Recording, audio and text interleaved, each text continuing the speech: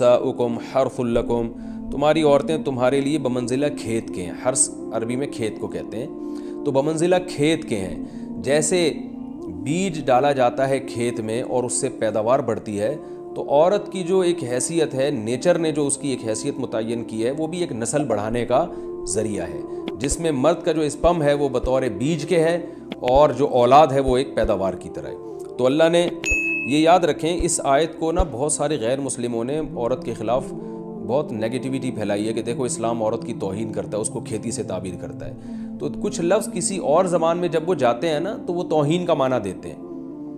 عربی میں جو حرث کا معنی ہے یہ تعظیم کے لیے ہے، توہین کے لیے نہیں ہے. اردو میں جو کھیتی کا معنی ہے وہ توہین کے لیے استعمال ہوتا ہے. کھیتی یعنی جو پاؤں میں روندی ڈالنے والی، اور زمین جو ہے نا پاؤں میں گویا روندی، اس کو روندا جا رہا ہے. تو اس لیے اس کا اردو میں بالکل اسی طرح جو لوگ ترجمہ کر دیتے ہیں کہ عورتیں تمہاری کھیتیاں ہیں، تو یہ ترجمہ میرا خیال ہے اس لیے درست نہیں ہے کہ اردو میں اس کا مفہوم ہی چینج ہو جاتا ہے. یعنی گویا ایک عزت کے لیے جو لفظ اللہ نے استعمال کیا وہ ذلت کا ذریعہ بن جاتا ہے. تو اس لیے کسی بھی زبان میں جب ہم کسی بھی لفظ کا ترجمہ کرتے ہیں تو اس زبان کے ہمیں محاوروں کو دیکھنا چاہیے کہ اس زبان میں یہ لفظ کس معنی میں استعمال ہو رہا ہے. مثال کے طور پر ہو سکتا ہے کتا کا لفظ کسی زبان میں وفاداری کے لیے استعمال ہوتا ہو، کسی کو لوگ ڈاگ کہتے ہوں تو اس کا مقصد ہوتا ہے وفادار انسان ہے، لیکن ہمارے یہاں اردو میں گالی ہے وہ. اور آپ بولیں کہ بھئی وہ فلاں قوم ڈاگ کہتی ہے تو ہم کتا کہیں گے، تو آپ جب اس کا ترجمہ اردو میں کریں گے تو کتے سے نہیں کر سکتے. تو اسی طرح یہ عربی کا جو لفظ ہے اس میں بھی یہ چیز یعنی ملحوظ رہنی چاہیے. تو اس لیے اس کا ترجمہ کیا جائے گا تمہاری عورتیں تمہارے لیے پیداوار بڑھانے کا ذریعہ ہیں، نسل بڑھانے کا ذریعہ ہیں.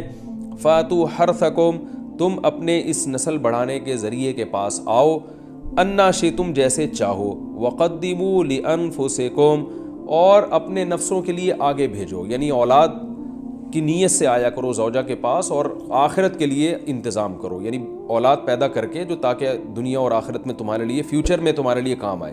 دنیا بھی داخل ہے، آخرت بھی داخل ہے.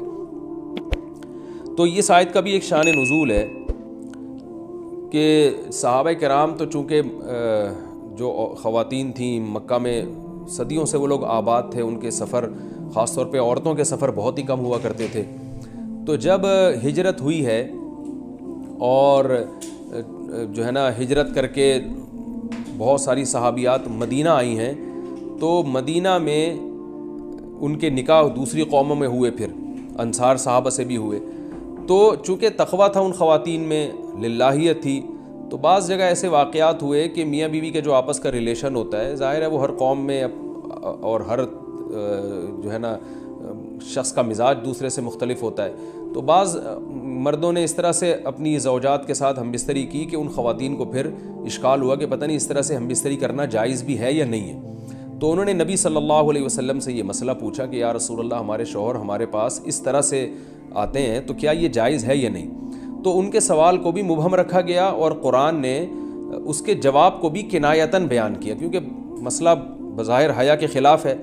تو قرآن جب بھی کوئی ایسی بات ہوتی ہے تو اشارتاً کنایتاً اس کا تذکرہ کر دیتا ہے تاکہ مسئلہ بھی واضح ہو جائے، کیونکہ ظاہر ہے اس کی ضرورت تو قیامت تک آنے والے انسانوں کو پڑ سکتی ہے نا. یہ تو ہر میاں بیوی کا اپنا ایک ذاتی مسئلہ ہوتا ہے کہ ہمیں کس طرح سے پرمیشن ہے، کس طرح سے پرمیشن نہیں ہے. تو اللہ تعالیٰ نے بھی اشارتاً ہی اس حکم کو قرآن میں بیان کر دیا، اور قرآن میں اس لیے بیان کیا کہ تاکہ اس میں کوئی اجتہادی اختلاف کی گنجائش نہ رہے. تو اللہ نے قرآن مجید میں بیان کیا، فرمایا نساؤکم حرث لکم، تمہاری جو ازواج ہیں، تمہاری جو بیویاں ہیں، وہ تمہارے لیے بمنزلہ کھیت ہیں. کھیت کا مطلب کیا ہوتا ہے؟ پیداوار بڑھانے کا ذریعہ. تو اس میں سب سے پہلا مسئلہ تو قرآن نے یہ بیان کر دیا کہ زوجہ سے جو ہم بستری ہے وہ صرف اسی راستے میں جائز ہے جس سے اولاد ہوتی ہے، کیونکہ عورت کو اللہ نے بنایا ہے نسل بڑھانے کے لیے. تو کوئی بھی ایسا ہم بستری کا طریقہ اختیار کرنا جو نسل بڑھانے کا ذریعہ نہ ہو، یعنی وہ نیچرل نہ ہو، تو وہ حرام ہے. تو اس میں اللہ نے یہ حکم دے دیا. تو اس سے صاف یعنی حدیث سے بھی پتہ چلتا ہے اور تمام فقہاء کا اجماع بھی ہے اس آیت کی روشنی میں کہ مسئلہ تھوڑا حیا کے خلاف ہے، لیکن میرا خیال ہے بتانا ضروری ہے کہ پچھلے راستے سے عورت سے ہم بستری کرنا بالکل حرام ہے، ناجائز ہے. اور نبی صلی اللہ علیہ وسلم کی اس پہ بہت شدید لعنت ہے، بہت شدید وعید ہے. تو یہ بالکل اللیگل ہے اسلام میں کہ عورت کے پچھلے راستے سے اس سے ہم بستری کی جائے. جو لوگ لڑکوں سے بدفعلی کے عادی ہوتے ہیں ان کو یہ ایک چسکا لگ جاتا ہے تو یہ حرام ہے، ناجائز ہے، کیونکہ اللہ نے بتا دیا کہ یہ تمہارے لیے بمنزلہ کھیت کے ہیں۔ تو اس میں قرآن نے وہ جو سوال تھا نا اس کی طرف اشارتاً جواب دے دیا، اور آگے فرمایا فاتو حرثکم، تم اپنے کھیت کے پاس آؤ، یعنی پیداوار بڑھانے کا جو ذریعہ ہے اس جگہ کی طرف آؤ، انا شئتم، جیسے چاہو، یعنی باقی جس طرح سے تم چاہو زوجہ سے ہم بستری کر سکتے ہو، اس میں کوئی خاص طریقہ متعین نہیں ہے، میاں بیوی کا ایک دوسرے سے کوئی پردہ نہیں ہے، ہن لباس لکم وانتم لباس لہن، یہ دونوں ایک دوسرے کے لیے لباس ہیں، تو اس میں طریقہ کار کوئی بھی ہو سکتا ہے، کسی بھی طرح سے کرنا چاہو ایک دوسرے سے لطف اندوز ہو سکتے ہو، لیکن فاتو حرثکم آنا موضع حرث میں ہے۔ حرث کا مطلب وہ اس جگہ کی طرف آنا ہے جہاں سے نسل بڑھتی ہے، کسی اور راستے کی طرف، اس سے صاف طور پر جو ہے نا وہ جو فاسق فاجر لوگوں کی جو برائی ہے، جو لڑکوں سے بدفعلی کے نتیجے میں پیدا ہوتی ہے، اس کا اللہ نے قلع قمع کر دیا کہ اس کی اسلام میں بالکل اجازت نہیں ہے۔ باقی طریقہ کار کیا ہوگا یہ تمہارے اوپر، اس کی اللہ نے تمہیں اجازت دی ہے۔ وَقَدِّمُوا لِأَنفُسِكُمْ، اور چونکہ بار بار حرث کا تذکرہ ہو رہا ہے کہ نسل بڑھانے کا، تو اس لیے اللہ نے فرمایا کہ قدموا لانفسکم، اپنی ذات کے لیے فیوچر میں انتظام کرو۔ قدموا کا مطلب آگے بھیجو اپنی ذات کے لیے سرمایہ۔ کیا مطلب؟ کہ جب زوجہ سے ہم بستری کرو تو نیت اولاد کی ہونی چاہیے، تاکہ وہ اولاد دنیا میں بھی اور آخرت میں بھی تمہارے لیے ذخیرہ بن جائے۔ تو یہ نسل بڑھانے کی بہت زبردست ترغیب ہے اس آیت میں، اور اس آیت میں اللہ نے عورت کا کہ بہت ساری ذمہ داریوں میں سے ایک بڑی ذمہ داری کا بھی بیان بتا دیا کہ عورت کو اللہ نے بنایا ہے، جو مرد اور عورت کا جو فرق رکھا ہے نا، اس فرق کی بڑی وجہ یہی ہے کہ مرد کے اسپم کو اللہ نے بیج کے طور پہ پیدا کیا ہے اور عورت کو اللہ نے زمین کے طور پہ۔ تو بیج اور زمین کے ملاپ کا بنیادی مقصد ہی نسل بڑھانا، پیداوار بڑھانا ہوتا ہے، نہ یہ کہ نسل روکنا۔ آج فیملی پلاننگ والوں نے اس آیت کی دھجیاں اڑا دی ہیں، اور جو پوری دنیا میں ایک بیہودہ قسم کی تحریک چل رہی ہے، یہ آیت بالکل اس کی نفی کر رہی ہے۔